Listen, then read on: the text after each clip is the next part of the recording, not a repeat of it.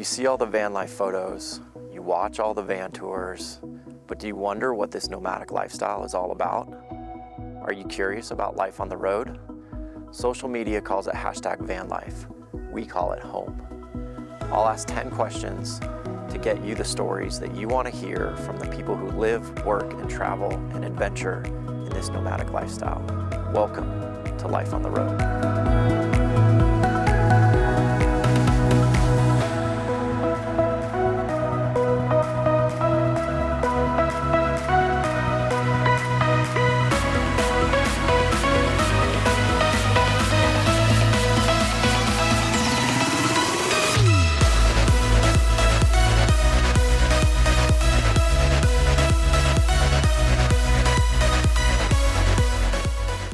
Deep breaths. Exactly, right? Welcome to another episode of Life on the Road. Of course, there's a massive truck driving by, where I ask 10 questions to get you the stories that you want to hear from her Life on the Road. Welcome. Thank you. This is awesome. Thanks for having me. Yeah, no, this is great. We are at the infamous, what's the name of this park? Do you remember? Oh shit. Is it Swanee? Swanee.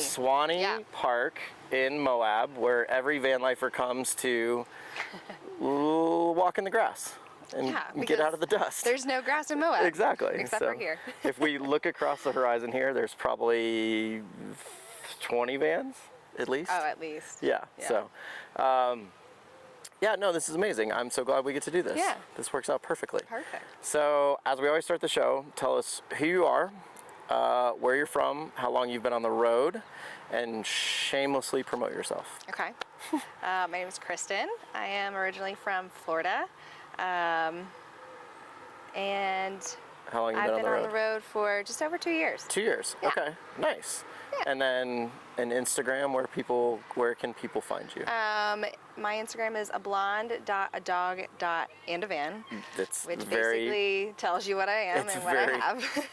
very to the point and on the nose. Exactly. Yes. It's puppy dog lace right here. Yes. Exactly. Which we will drop in the episode and show many photos of. Yes. But amazing. Let's learn about your life on the road. Okay.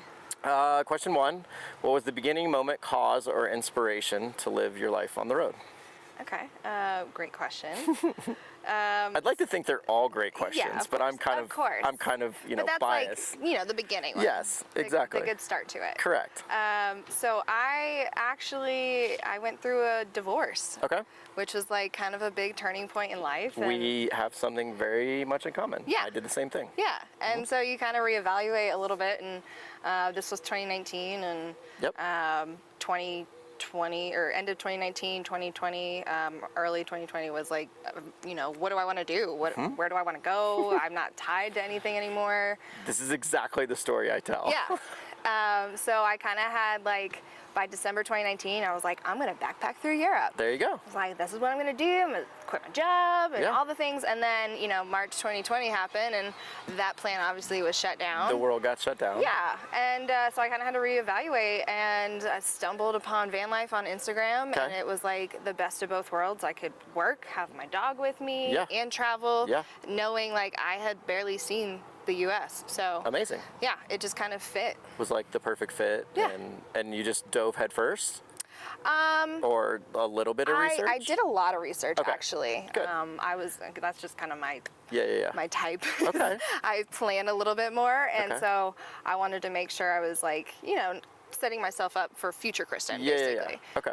So I was very, I dove into what kind of van I wanted, and all of the this is what's going to make me comfortable doing this lifestyle. And we'll talk about all those things, but I was just curious in terms of like, once you kind of knew, did you just go, okay, I'm going, or no? Like it was the latter. It was, I'm going to plan a little bit, make all the right decisions, and then go. I mean, I looked and I was debating like, do I want to build? Do I want to buy? All that stuff. And then I found a van, and being in Florida, it was kind of tough to find one that was already built. Yep.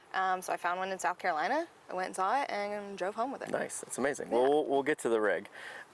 Question number 2, what has been your experience with other nomadic travelers while living your life on the road? So Yeah, the first year I started on the East Coast. Okay. So going from Florida super hard up to Maine, back to Florida. Okay. All within maybe 6 months. What was that experience like? We haven't had many East Coasters on the show, and so describe what East Coast van life is like versus West Coast van life. It's tricky. Yes. Is I think a good word to describe it. Yeah, exactly.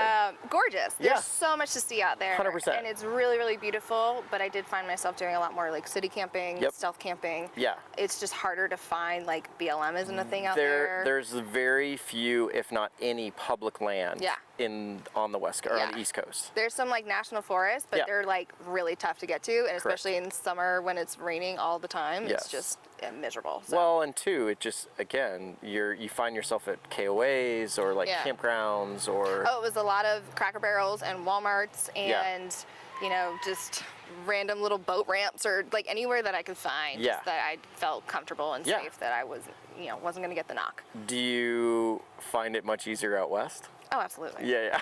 It's not even a question. Not even a question. I mean, I ask it so that people can hear that answer, but like, it's not even a question. I wasn't a believer until I came out West. Until you came, okay. You're like, okay, now I get it. That makes sense. Yeah. What about other travelers or people that you've crossed paths with? Yeah, so that was basically like my first year was a good chunk was Florida, and then a good chunk was East Coast. So, I mean, I've met random people here and there, but it's just not as common out there. So I really didn't meet my first like friend until I came out West, January of 2020 or 2022, I guess. Yeah.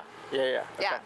That makes sense. But since then, I mean, my first year was very much solo, or you know, very randomly I would meet someone, but you know, nothing really came of it. Not really a great friendship, but and it's just been night and day since I've gotten out West and went to different events and exactly. have met so many different people. Yeah. It's perfect. You can sit right there. Koda, you want to come here? It's okay. Hi. You lay down. Lay down. Perfect.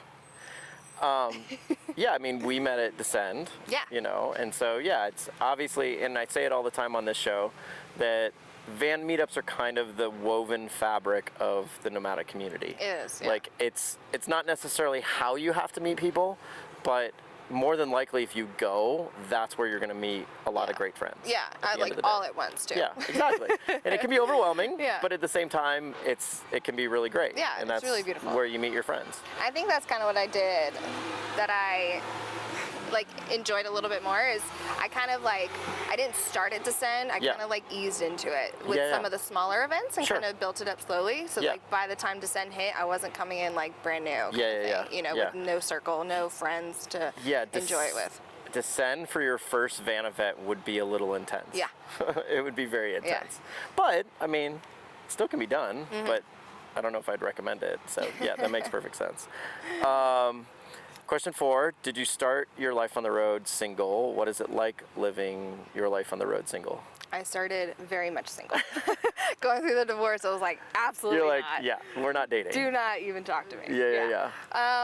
But it's been fun, honestly. And like, honestly, I needed to kind of like be solo and kind of figure out like my independence and what, you know, like you're finding yourself again. For sure. That was very much. Or just deciding what's important to you at the end of the day. Priorities. Like, priorities, correct. Like you get in that space, especially after the divorce, and I'm sure you can relate, where you're like, I have my whole life in front of me. What does that look like? Yeah. You know, and so it's not that I'm like a changed person, but at the same time, like now I want to focus on me. Yeah. And I have that ability. Right. Selfishly or not, call it whatever you want, but that's just the truth. Yeah. You know, and I have this opportunity and I want to take advantage of it. Right. So it makes sense. Yeah.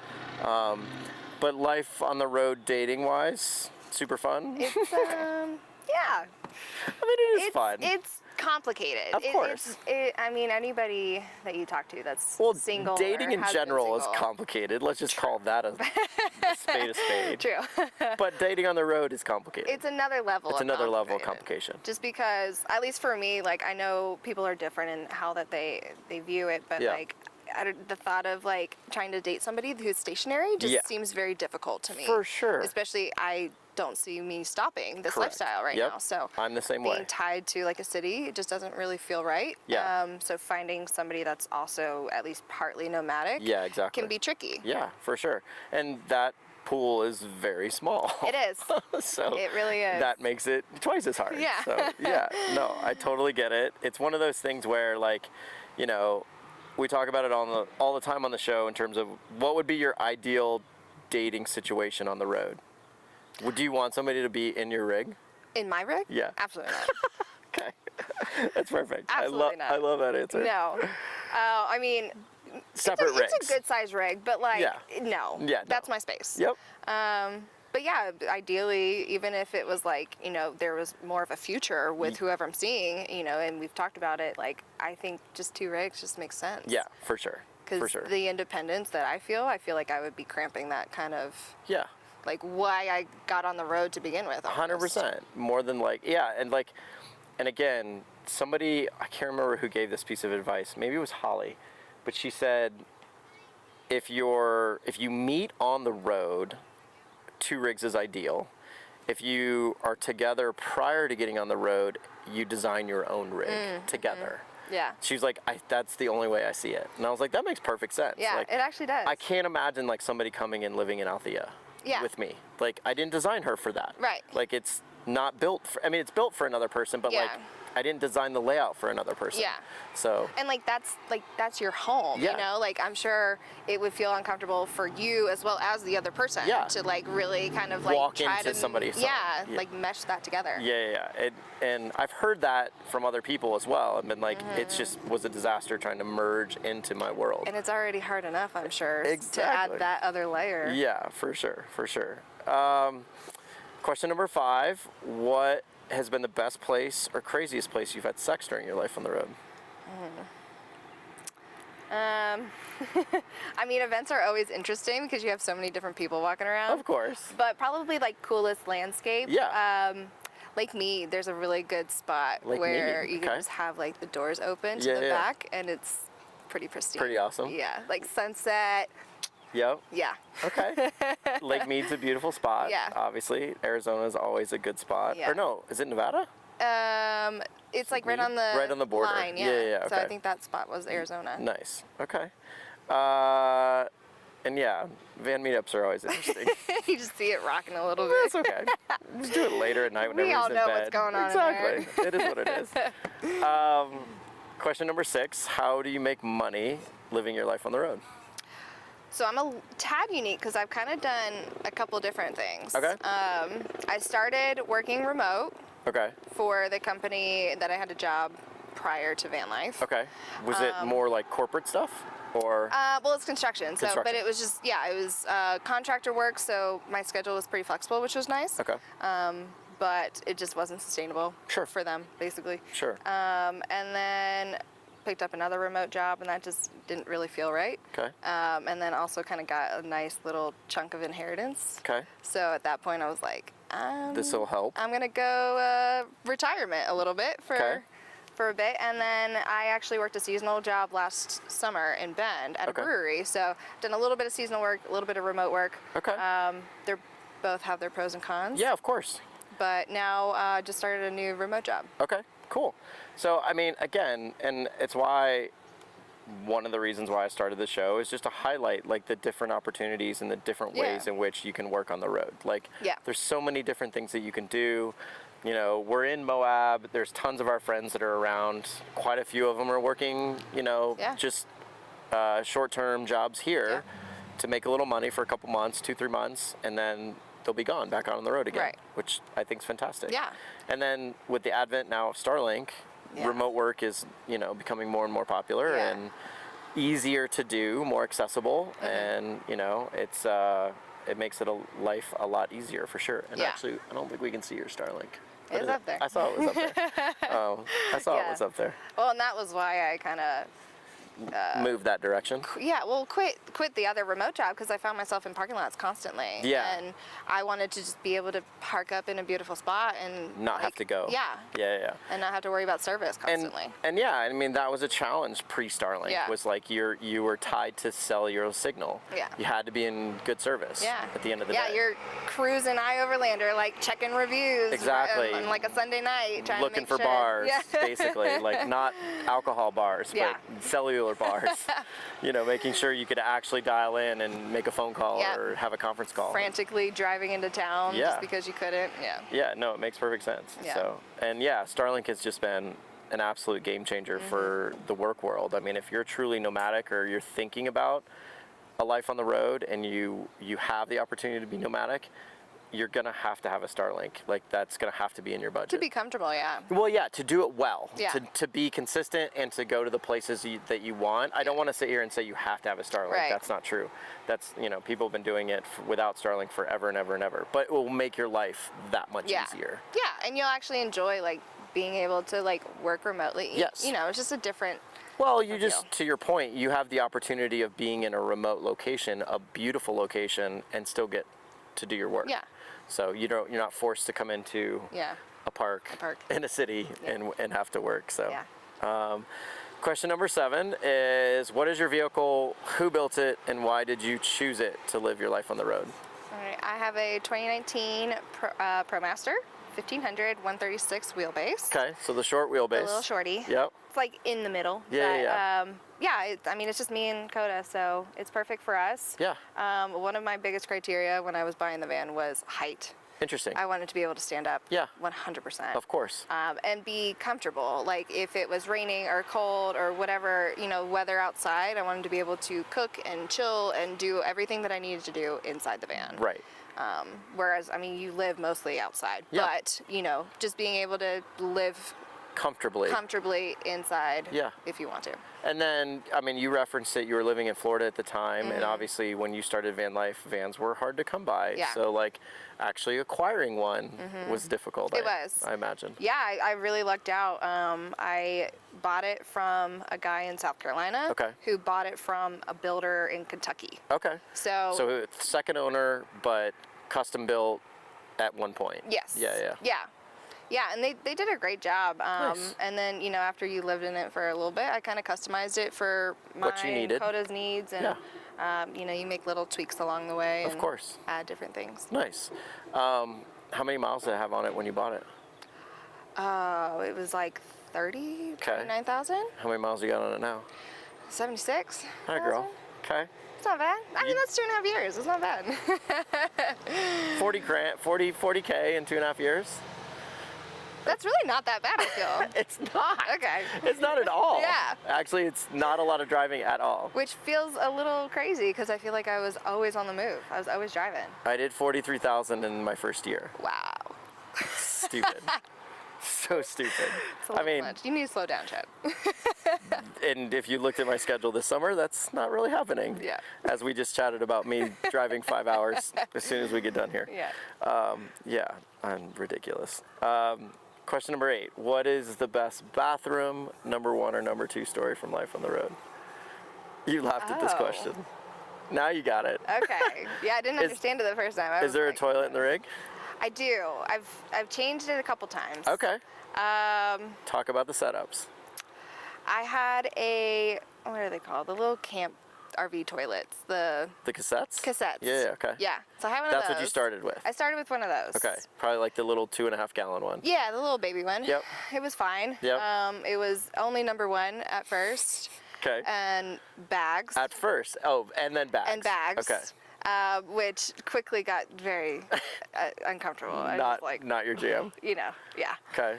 And then just did everything in it. Okay. At one point, but I just got tired of like dumping it constantly. Yeah. And it's disgusting. Cassette toilets are disgusting. And it just started to stink, and I was like, I'm done with this. See, like, and every episode I reference this, people are probably like, Chad, shut the fuck up. But I think cassette toilets are gross. Yeah. Like, I hate them. I have my composting toilet. I changed it this morning. It was so easy to do. It didn't stink at all. Yeah. It was so nice. Yes, I understand they're the most expensive toilets on the planet, but it's so nice. It's just so nice. And cassette toilets are gross. Yeah.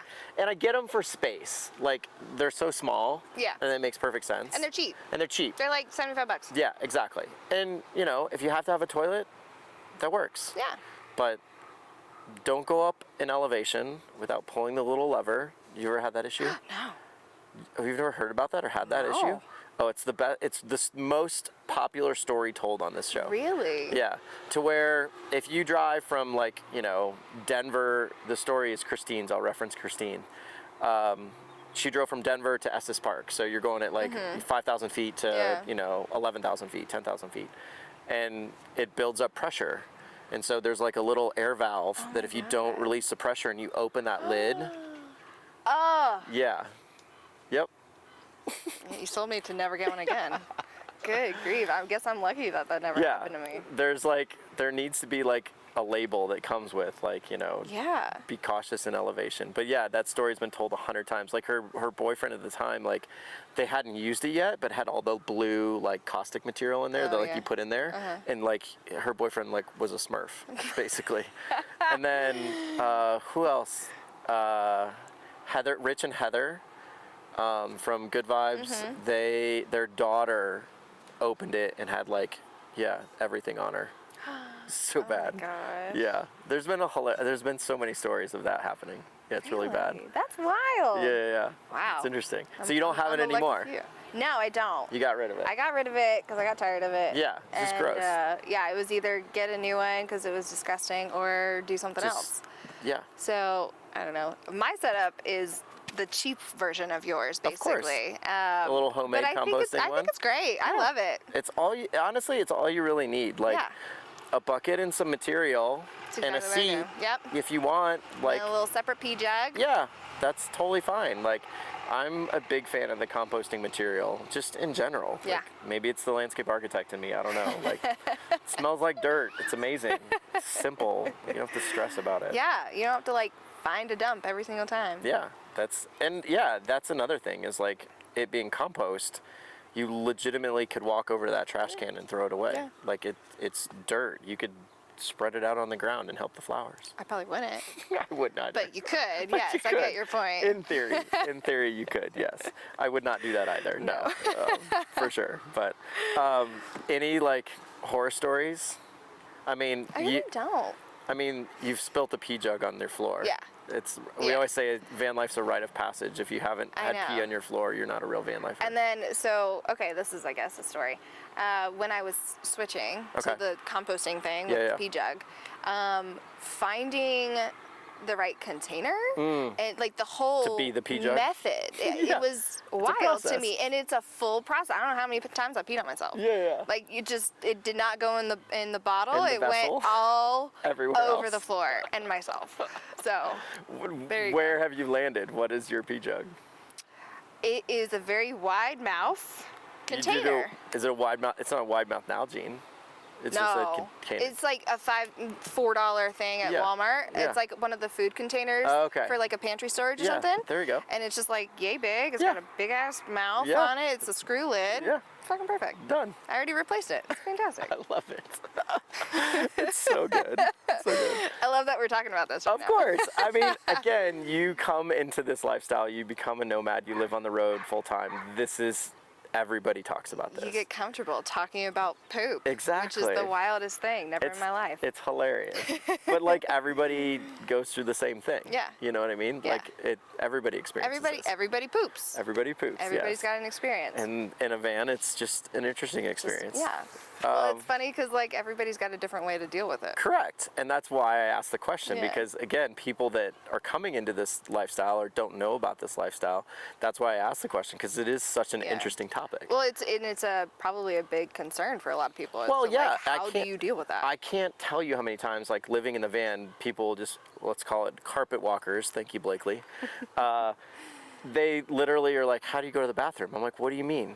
how do I go to the bathroom? Yeah. Like, it's I know. the dumbest question you would ever. never ask that to just a random stranger just walking down the street. How do you go to the bathroom? But yeah. no, it's rather silly. Yeah. But I'm hoping the question, one, gives funny answers, but then two, like, sheds some light on, like, how we go to the bathroom. Well, it's not a big deal. It's funny that, like, you know, dealing with, like, nomads, like, all the time, and those are your friends, and you're just... You don't think about it. You don't think about it. No. And then you get into real life, and you're like, I can't talk about that. Oh, they don't know like, that I shit in a composting toilet. They don't want to hear about my poop this morning. Or, like, my pee jug spilling. Or whatever. Like, but, like we go to a van meetup, and the 10 of our friends that all walk out of the vans with shovels, you're like, they're going to go have a good morning. Their morning poop. Exactly. Like, good on you. Go find a good view. Like, I love it. Exactly. Question 9, describe the happiest and hardest moments living your life on the road. The happiest is so tough because there's so many, you know, but I recently spent the winter down in Baja. Okay. And you know, in this lifestyle, you have one friend that introduces you to a whole plethora of people. And I was just down there with this community of nomads from all walks of life and all ages. And I was just like so overwhelmed by just joy. Like, my life is beautiful. This is amazing that I'm just on this most beautiful beach with my dog and all of my friends. And we're like living together almost and just... spending every day together. I was the one of 10 people that weren't in Baja this winter. Yes. Yeah. So shout out Josiah, the Journal of Lost Time, and Escobar for the event. Obviously, that's why most people went down there. And yeah, I mean, I had major FOMO up here in Utah. Well, maybe next year you'll learn. I can't get out of the snow. Like, skiing means way too much to me. So maybe I might come down for a little bit. But I heard it was amazing. It's not that far. It's not that far. You're right. Considering how much I drive, it's not that far. Exactly. But I did hear it was absolutely incredible. Yeah. So I get it completely. What would be your hardest moment or moments? There was probably in Baja too, where it was, you know, I was without a job. I was kind of getting low on savings, and you know, you definitely have those moments throughout living this lifestyle of like, what the fuck am I doing? Yeah, you know, sure. like, what am I doing with my life? Where is it going? Yeah. How am I gonna make money? Yeah. Like, you know, where you just kind of hit like a little bit of a low spot, and you just hope and trust that it kind of works out. And I've felt like it has, but I definitely had a moment where it was just like, when, oh like, what God. time frame was that in your 2 years on the road? This was just a couple months ago. Okay, so recently. Yeah. Okay. So, I mean, that's just one of the low spots. You have a lot, you know, but no, of course. But I mean, and again too, I ask why, from a timing perspective, because I think it's interesting. Like, you know, to your point, you have a lot of low spots, but then, you know, at some point you're gonna really struggle. Yeah. You know, and it's not necessarily. You kind of don't know when it's coming, but you know it's gonna come. Yeah. Like, it's inevitable. Yeah. You know, to find some lows on the road, and some of them can be really bad, really low lows. And some of them look more like, you know, your stuff is breaking, or you're stranded, or you get a flat, or you know, it's more mechanical stuff versus like emotional. Kind of like mental, mindset. Really hard, you know, mental things. And mine was completely mental this winter. I've been very open about it and discussing all the things that I've gone through, and it's hard. It's not an easy thing to do, but you can always find support on the road as well. Oh, absolutely. I mean, I was surrounded by friends. You just like get out of your van and you like take a look around and you're like, oh, okay. And you lean on that. That's why I'm doing this. 100%. Cool. Absolutely. Last question, in your own words, define #vanlife, and then provide a piece of advice for somebody wanting to live a life on the road. #vanlife. I feel like for me, it's freedom. Okay. It's just being able to live it however you see fit. You know, it looks so different for everybody. Yeah, of course. And van life is such a beautiful thing, and it's brought me so many different, like I could have never pictured this being my life. Okay. Why do you think that is? I think you're just kind of closed off, you know, growing up. At least for me, it was like your life follows a certain plan. Right. AKA, get married and all that. Expectation, like the standard 2.5 kids in a house. And then you do this, and you do that. Yep. And I kind of like broke the mold, I guess, and was like, I woke up and was like, no, that's not my life. That's not what I want. Yeah. And and freedom, at first was like just being by myself and kind of, rediscovering what makes me happy. And, and now freedom is just, being able to choose who I spend it with and where I go and what I do and, for work or for, hobbies. For play. Yeah, absolutely. So, I mean, it's truly, when you talk about freedom, it's many, many different forms. And it's funny, like, I don't know, we've done 20 some odd interviews at this point, almost 30 shows, and I would say probably 70% of all use that word. Yeah. Have all defined it as freedom. Yeah. They all use it differently. They all have different explanations as to what it means to them, but they all use that word, which is, I think, is very, very interesting. Yeah. But it is true, though. It gives you such a sense of, opportunity or discovery. Yeah. A lot of people talk about discovery, whether it's in themselves or it's of places or of other individuals or friends. All of those things, very much reign true, which I think is why we're all nomads. Yeah. Which is pretty amazing. Yeah. Well, and that's what it started with. It was, I want to travel. Yeah. Like, that was the goal. You want to see other places. You want to see, what this country is. Yeah. And then you, don't even realize what else you're discovering. Yeah. Too. Well, yeah. It's funny, like, when I started, I had no concept that there was a community that's here. I didn't know it existed. Yeah. And then you stumble upon it, and then you quickly realize, like, wow, this is truly amazing. Yeah. Like, everybody on the road is really, really incredible. And I'm amongst this community. Yeah. And, just, the deepest connections that I've ever had. 100%. Yeah. Far more so than when I lived in a stationary city. Absolutely. Yeah. Piece of advice for somebody wanting to live a life on the road. Ooh. Just say yes. just go for it. Just go. Come here, silly. You're right in the shot. Sit down. There you go. And I think it's a great piece of advice. But it's interesting, and it's maybe the most piece of advice that's given on the show. Like, people say this all the time. So basic, gosh. No, but it's honestly true. It's so funny because, again, like I said, we've done almost 30 episodes, and there's common trends that everybody says the same thing, which I think is truly genuine because it's actually what they mean. It's what they believe in. And so the concept of freedom for living your life on the road is why. And then, when you think about your choice in doing so, it was the hardest thing was probably taking that first step and just committing. Yeah. But now that you're out here and now that you're doing it, it's the best thing ever. Yeah. You wouldn't have it any other way. Yeah. And I mean, yes, take the leap, but also just do stuff. Well, go. Well, take opportunities. Real quick, you touched on it earlier in the show. Talk about your research in terms of what you did before you kind of got on the road. Yeah.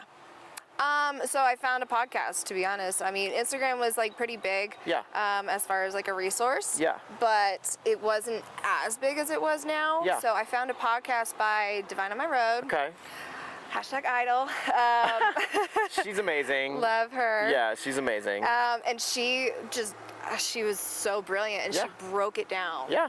All of the questions, how do you poop? Yeah. She just broke it down in such a easy to read, what's the book, Dummy's Guide, basically, of van life, and this is what you can do. And I had a light bulb go off, and it was, oh, I could do this. Yeah.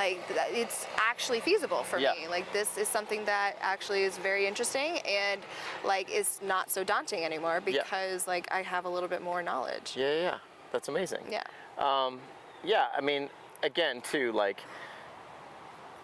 I think it's, really important that people do their research. Yeah. I think it's really important that they understand the reasons why they're going out on the road. Yeah. Because, again, if you're running from problems, those problems are going to follow you.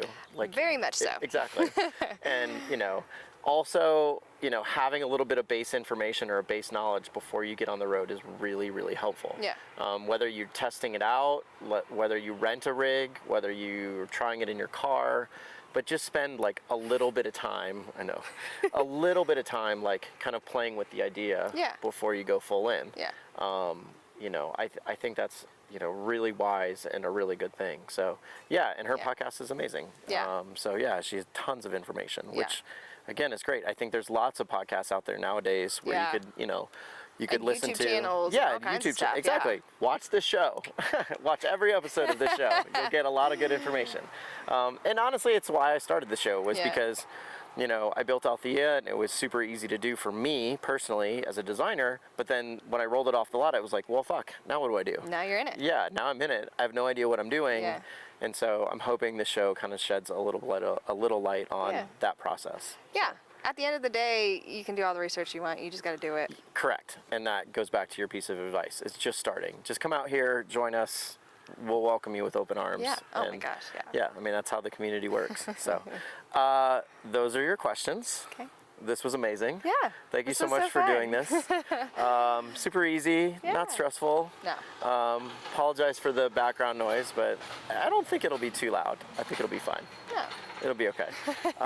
We are going to go enjoy the rest of the day. And I might be driving to Salt Lake City. Maybe. No? I don't know. We'll see. I might be staying here. We'll see. So yeah, thank you so much for watching. Please like and subscribe, and we will see you on the next episode. Yay. Bye. So. Koda, go get your ball. Go get it. Go get it. Go. Go get it. Go. Up. Good girl. I sent them to you, didn't I? Nope. Well, I'm an asshole. False. I watched Aaron's the other day, and I was like, when we talked about it, I was like, okay, let me like see what it is. Yeah, like freshen up on it. And, of course. Yeah, her episode's great with all the Jess references are funny. Yeah. Oh, I was gonna.